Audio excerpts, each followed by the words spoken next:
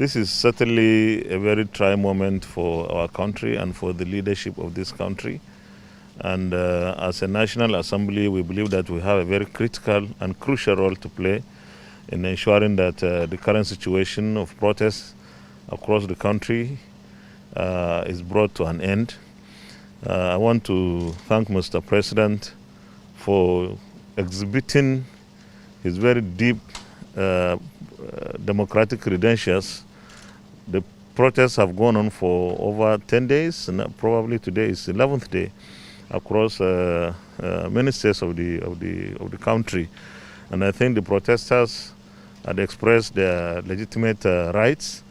The government has listened, and the essence of coming to meet Mr. President is to review the situation and see the roles that the two arms of government should play in ensuring that the demands of the protesters, the 5-point demands, are properly addressed. Where legislative intervention will be required, we are ready to move in and deal with such expeditiously to ensure that we don't waste any time, so that we address the concerns of our youth.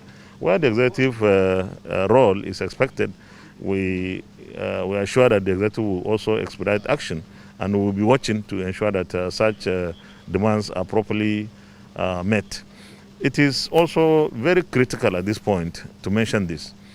Since the protests have taken place and the issues have been accepted, the time has come for the protests to stop, because government needs to have sufficient time, a clement environment to implement the demands of the protesters.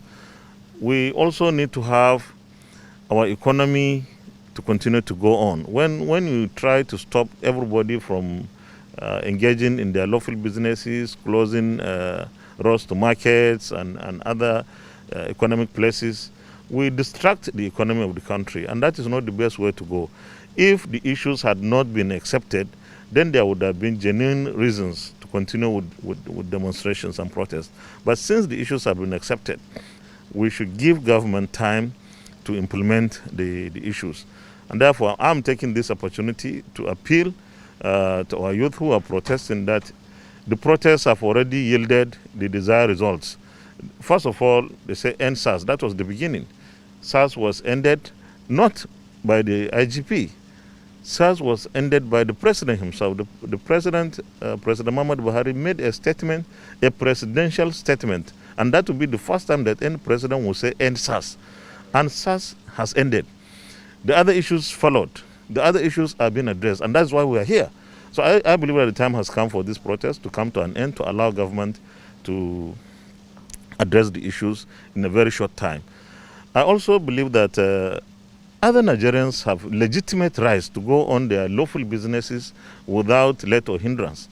And we cannot have that when the roads are blocked. So we don't want a situation where there will be a degeneration of law and order because somebody is blocked and he feels he must have his way.